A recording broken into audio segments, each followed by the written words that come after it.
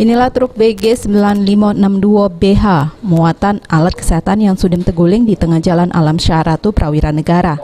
Akibatnya kondisi lalu lintas pun jadi terganggu. Beruntung polisi Gancang datang langsung melakukan proses pengaturan lalu lintas. Kejadian ini dewek berawal dari truk yang ngangkut alat kesehatan dari Lampung, nak menuju ke arah Bumbaru.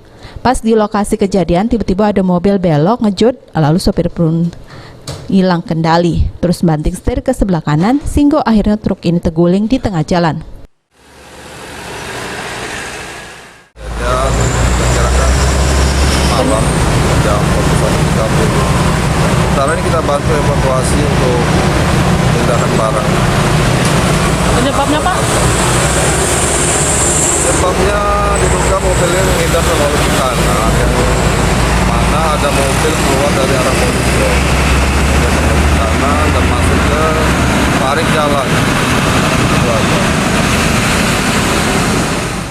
Ini truk tersebut sudah dievakuasi memakai alat berat. Selanjutnya digawa ke bengkel guna dilakukan perawatan. Abidin Riwanto, PAL TV.